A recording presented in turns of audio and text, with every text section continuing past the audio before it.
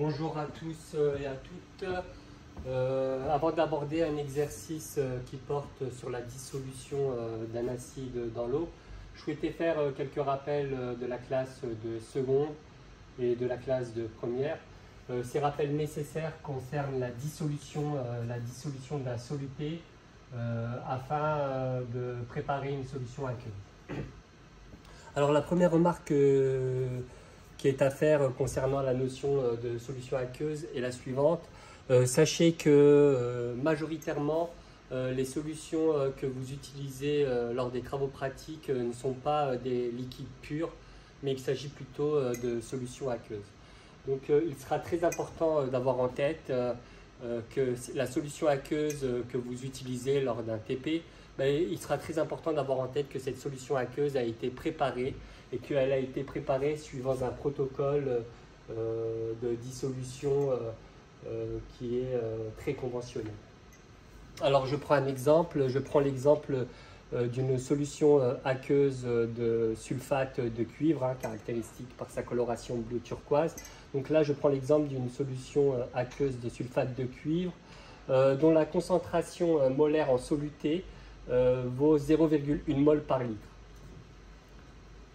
Alors, comment a été préparée cette solution? Donc, vous en TP, par exemple, il se peut qu'un jour vous ayez à utiliser cette solution aqueuse. Donc, ce n'est pas un liquide pur. Donc, ça a été préparé suivant le mode suivant qu'on va détailler. Alors, cette solution aqueuse de sulfate de cuivre a été préparée en utilisant un soluté. Donc, alors sachez que lors des dissolutions, les solutés peuvent être solides.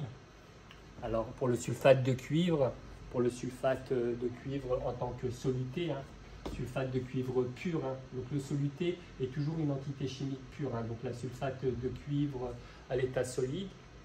Mais bon, un soluté peut être un solide pur, ça peut être un liquide pur ou ça peut être un gaz pur. Là, le sulfate de cuivre, c'est un solide pur.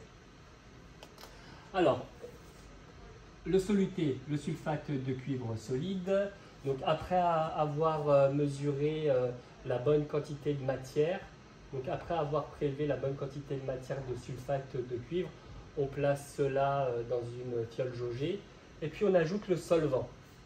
Alors dans l'univers des solutions aqueuses, toujours avoir en tête que le solvant est l'eau, donc l'univers des solutions aqueuses, donc très souvent en TP, le solvant est l'eau. Donc on ajoute de l'eau et il se produit une transformation.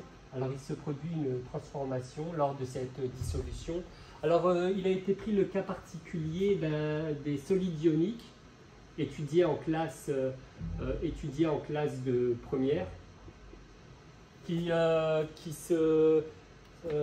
alors voici ce qui a été vu en classe de première concernant une catégorie de solides très particuliers, les solides ioniques.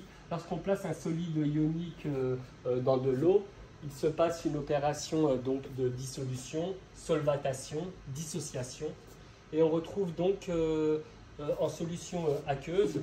Donc à la fin, on retrouve donc en solution aqueuse dissociée les ions Cu2+, solvaté, donc aqueux, et les ions sulfate, SO4-, solvaté, donc aqueux. À la fin, on a donc une solution aqueuse de sulfate de cuivre 2. Je vous remercie de m'avoir suivi donc, pour cette courte capsule vidéo. Je vous retrouve assez rapidement justement pour étudier une dissolution qui est plutôt au programme de la classe de terminale. Il s'agit de la dissolution d'un acide dans l'eau et nous allons voir justement ce qui se produit. Donc je vous retrouve dans la prochaine capsule vidéo. Merci bien, au revoir.